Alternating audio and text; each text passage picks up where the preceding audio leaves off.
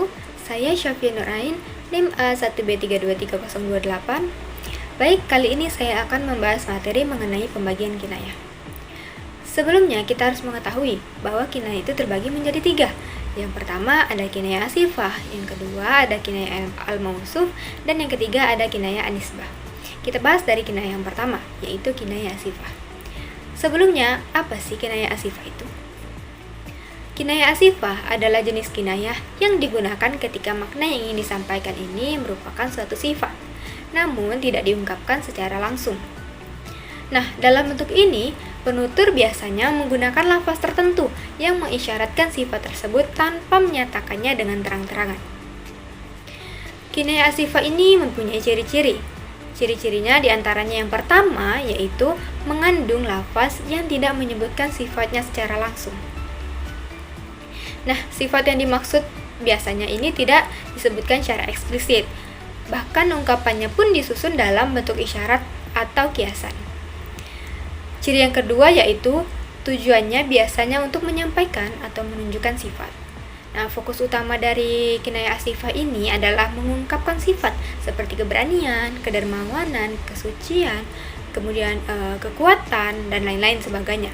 Jadi lebih berfokus kepada sifat, bukan orang maupun hubungannya. Yang ketiga yaitu tidak ada perumpamaan langsung. Karena ini bukan tasbih dan bukan pula majas. Tetapi ini adalah kinayah yang mana maknanya ini tetap pada tempatnya, hanya disertai oleh isyarat makna tambahan. Kemudian masuk ke kinayah yang kedua, yaitu kinayah al-mausuf. Kinayah al-mausuf adalah jenis kinayah yang digunakan ketika makna yang dimaksud di sini adalah sesuatu. Sesuatu ini bisa orang ataupun benda yang memiliki suatu sifat.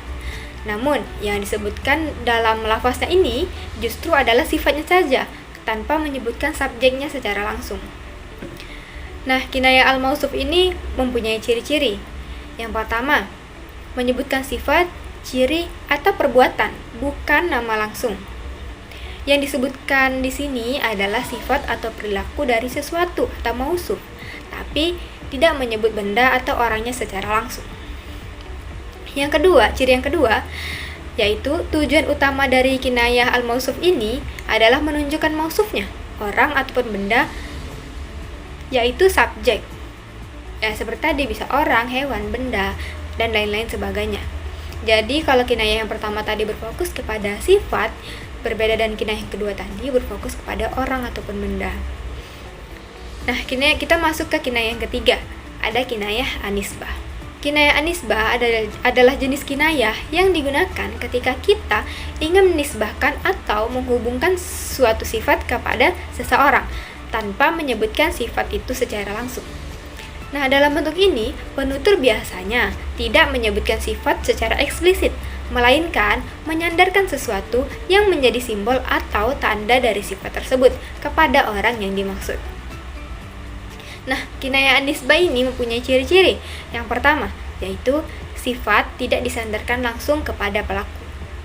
Nah, sifatnya ini biasanya tidak dinisbatkan langsung kepada orang ataupun objek yang dimaksud, akan tetapi disandarkan kepada sesuatu yang berhubungan dengannya.